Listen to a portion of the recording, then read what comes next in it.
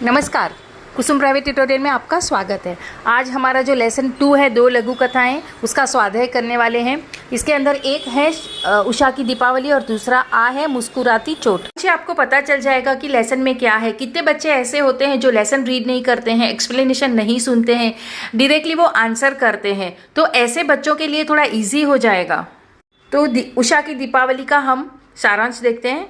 इस लेसन में एक छोटी सी बालिका होती है, वो देखती है कि घर पे जब दावत होती है तब अन्न की कैसे बर्बादी होती है और जिसको ज़रूरत है वो लोग कैसे तरसे होते हैं अन्न के दाने दाने के लिए, विभिन्न तरीकों से अपना कैसे जुगाड़ करते हैं भोजन के लिए।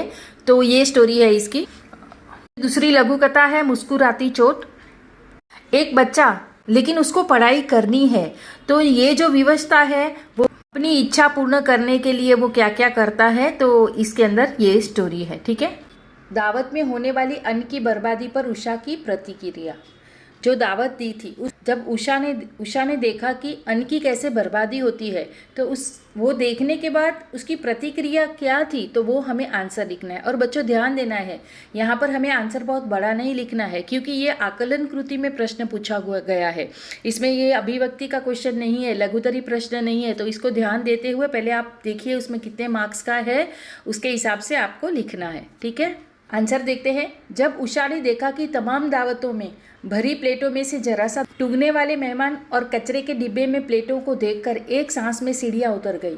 जैसे उषा ने देखा कि इतना सारा खाना जो अन्न है जो बर्बाद हो रहा है, देखते ही उसने क्या किया, एक सांस में सीढ़ियाँ उतर गई, पकवानों से थैली भरी और बबन को लाकर दे दी। ऐसा करने पर उषा की आंखों में हजारों दीप जल उठे, अर्थात उषा को बहुत आनंद हुआ। तो लेसन में ये देखते हैं कहाँ पर आंसर है। इसका आंसर यहाँ पर है। सफाई करने वाला बबन उन दीपों को कचरे के डिब्बे में न डाल अपनी जेब में रख रहा था और कृष्णकाय बबन कंपाउंड में झाड़ू लगाते हुए हर रोज उसे सलाम करता था। तुमने दीपक जेब में क्यों रख लिए? उषा ने पूछा। घर जाकर अच्छे से सेक कर खा लेंगे, अन्न देवता है ना, बबन ने खीसे निपोरे। और इसके बाद में यहाँ से इसका आंसर है, लेकिन बबन को क्यों उसने दे दिया, तो ये वाला पहले हमें पता होना चाहिए कि लेसन में क्या है, तो हम आंसर अच्छे से लिख पाते हैं। उषा की आंखें विस्मय से भर उठी। तमाम दावतों में से भरी प्लेटों से जरा सा टूटने वाले मेहमान और कचरे के डिब्बे में हवाले प्लेटों का अंबार उसकी आंखों में सैलाब बनकर उमड़ आया। वह दौड़ती हुई घर गई, जल्दी जल्दी पकवानों से थैली भरी और दौड़ती हुई एक सांस में सीढ़ियाँ उतर गई। अब वह थी और बबन की कांपती हथेलियों पर पकवान की थैली। उषा की आंखों में हजारों दीप जल उठे। पकवानों की थैली देखकर बबन की आंखों में खुशी के आंसू छलक आए। इसके बाद देखते हैं हमारा आ। संवादों का उचित घटनाक्रम लिखिए। तो यहाँ पर उन्होंने जो डायलॉग्स दिए हैं उसको हमें उचित मतलब लाइन से लिखना है। तो रुपये खर्च हो गए मालिक, स्कूल नहीं जाता तो अजीब है, अरे क्या हुआ, जाता क्यों नहीं। और लास्ट है माँ, बाल मजदूरी अपराध है ना। देखो फर्स्ट हमारा क्या आएगा, स्कूल नहीं जाता तो अजीब है, और सेकंड है माँ, बाल मजदूरी अपराध है ना, ये वाला आएगा। और थर्ड आएगा अरे क्या हुआ, ये वाला। और लास्ट हमारा है फोर्थ, रुपये खर्च हो गए मालिक। नेक्स्ट हम क्वेश्चन देखते हैं। शब्द संपदा। शब्द संपदा के अंदर है अ। समूह में विसंगति दर्शाने वाले कृदंत तद्धित शब्द चुनकर लिखिए। तो विसंगति मतलब जो हम ऑड मैन आउट कहते हैं वो वाला शब्द आपको बाहर निकलना है। जो कृदंत और तद्धित है वो शब्द आपको निकालना है। देखो यहाँ पर मानवता, मानव को मानवता लगा, हिंदुस्तान को हिंदुस्तानी लगा, ईमानदार को ईमानदारी लगा और पढ़ा को पढ़ाई लगा। तो यहाँ पर हमारा क्या हो जाएगा, जो पढ़ाई है ये हमारा कृदंत प्रत्यय है। ठीक है। नेक्स्ट है थकान, लिखावट, सरकारी और मुस्कुराहट। तो थकान, लिखावट, सरकारी और मुस्कुराहट, तो यहाँ तो सरकारी ये बाहर निकल गया। फिर बुढ़ापा, पितृत्व, हंसी और आतिथ्य। तो यहाँ पे बुढ़ापा, पितृत्व, आतिथ्य ये रहेगा और हंसी है ये हमारा निकल जाएगा। तो इसके बाद में है कमाई, अच्छाई, सिलाई और चढ़ाई। तो यहाँ पर जो अच्छाई है ये निकल जाएगा। ठीक है। वचन परिवर्तन करते हैं। एक वचन है तो बहुवचन करना होगा और बहुवचन होगा तो हमें एक वचन करना होगा। ठीक है। फर्स्ट है पेड़ पर सुंदर फूल खिला है। तो हम यहाँ पर इसका उत्तर क्या करेंगे, पेड़ हो जाएगा और खिले हैं पे अनुस्वार हो जाएगा। जब भी बहुवचन हम लिखते हैं तभी हैं पर मिंडी आ जाती है, अर्थात अनुस्वार हो जाता है। तो आंसर क्या हो जाएगा?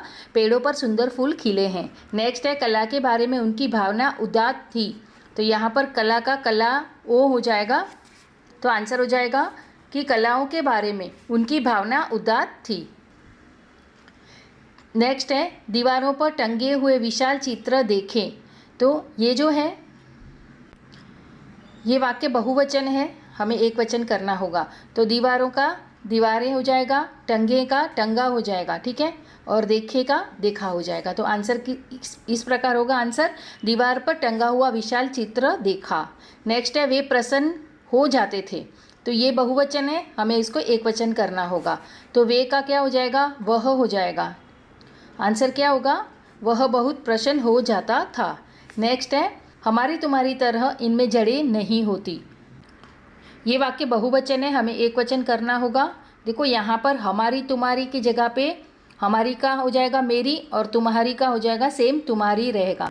मेरी तुम्हारी तरह इसमें जड़ नहीं होती, ठीक है, होती के अनुस्वार भी निकल जाएगा। नेक्स्ट है ये आदमी किसी भयानक वन की बात कर रहे थे। ये बहुवचन है, हमें एक वचन करना होगा। ये का यह हो जाएगा और रहे का रहा और था थे का था। तो आंसर क्या होगा? यह आदमी किसी भयानक वन की बात कर रहा था। नेक्स्ट है वह कोई बनावटी सतह की चीज़ है। तो ये एक वचन है, हमें बहुवचन करना होगा। तो वह का वे हो जाएगा और चीज़ का चीज़ें और है पे अनुस्वार लग जाएगा, ठीक है। तो आंसर क्या होगा? वे कोई बनावटी सतह की चीज़ें हैं, ठीक है। प्रश्न ई है निम्नलिखित शब्दों का लिंग परिवर्तन करके प्रत्येक का वाक्य में प्रयोग करिए। तो पहले हमें ये जो भी जेंडर है उसका हमें चेंज करना है और उसके बाद में उसका वाक्य भी बनाना है, ठीक है।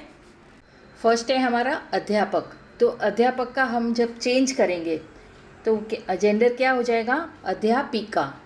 फिर अध्यापिका करके हमें उसका वाक्य बनाना होगा। तो ये अध्यापक का क्या हो जाएगा? अध्यापिका। रानी का राजा, नायिका का नायक, और देवर का देवरानी, पंडित का पंडिताइन, यक्ष का यक्षिणी, बुद्धिमान का बुद्धिमती, श्रीमान का श्रीमती का श्रीमान, दुखियारा का हो जाएगा दुखियारी और विद्वान का हो जाएगा विदुषी, ठीक है। अभी हम वाक्य परिवर्तन करते हैं। फर्स्ट है अध्यापिका कक्षा में विद्यार्थियों को पढ़ाती है। राजा प्रजा की सेवा करता है। शाहरुख खान अच्छा नायक है। शीतल की देवरानी बहुत चंचल है। पंडिताइन पंडित के साथ पूजा कर रही है। बाद में है यक्ष, यक्षिणी के पति को यक्ष कहते हैं। बुद्धिमान की पत्नी बुद्धिमती होती है। आज दावत के लिए श्रीमान जी को बुलाया है। कोरोना में महिला दुखियारी हो गई है। लास्ट है सावित्रीबाई फुले एक विदुषी महिला थीं। इसके बाद हम लघुतरी प्रश्न करेंगे। उषा की दीपावली लघु कथा द्वारा प्राप्त संदेश लिखिए। उषा की जो दीपावली जो हमारा है, लघु कथा 1 है, उसके अंदर हमें क्या संदेश मिलता है, क्या हमें मैसेज मिला है, वो हमें लिखना है। और सेकंड है मुस्कुराती चोट शीर्षक की सार्थकता स्पष्ट कीजिए। तो ये जो लेखक ने मुस्कुराती चोट जो शीर्षक दिया है लघु कथा को, तो इसकी सच्चाई क्या है वो आप स्पष्ट करिए, ठीक है। आंसर हम देखते हैं। उषा की दीपावली एक शिक्षा देने वाली लघु कथा है। इस कथा में बहुत सारे प्रसंग ऐसे हैं जिनसे हमें संदेश मिलता है कि एक 10 वर्षीय बालिका उषा ने अन्न की बर्बादी की ओर हमारा ध्यान आकर्षित करते हुए बताया है कि जब हमारे पास ज़रूरत से ज़्यादा अन्न होता है तब हमें उसकी कीमत नहीं होती है। तो एक बालिका ने हमें क्या मैसेज दिया है, क्या हमें वो बताना चाहती है कि हमारे पास हम जितने भूखे हैं उतना हमारे पास अन्न है तो ठीक है, लेकिन जब ज़्यादा अन्न हो जाता है तो वो अन्न की कैसे बर्बादी होती है उसके बारे में यहाँ पर बताती है हमें। अन्न बर्बाद करने से पहले यह नहीं सोचते कि संसार में ऐसे भी लोग हैं जिनको 2 वक्त की रोटी नसीब नहीं होती है। हमें अन्न के महत्व को समझना चाहिए। खाते समय जितनी ज़रूरत हो उतना ही खाना चाहिए। असहाय और ज़रूरतमंदों का यहाँ पर को आएगा। असहाय और ज़रूरतमंदों को अन्न देकर उनकी सहायता करनी चाहिए। तो इस तरह से हमें मैसेज क्या मिलता है, तो मैसेज हमें ये मिलता है कि हमें अन्न का दुरुपयोग नहीं करना चाहिए, अन्न की बर्बादी हमें नहीं करनी चाहिए। आंसर देखते हैं। मुस्कुराती चोट कथा पढ़ाई के प्रति इच्छा को उजागर करती है। बबलू के घर की आर्थिक स्थिति ठीक न होने के कारण रति बाटा करता था। जो बबलू था उसकी इकोनॉमिकली उसकी घर की स्थिति अच्छी नहीं थी, इसके लिए वो काम करता था। तो क्या काम करता था? रति बेचता था, मतलब न्यूज़पेपर वगैरह जो भी पेपर होते हैं उन पेपरों को वो बेचता था। रद्दी के पेपर दुकानदार को बेच देता। उसने रद्दी से स्कूल की किताबें खरीद ली। अपनी पढ़ाई जारी रखने के लिए अपनी पूरी जान लगा देता था।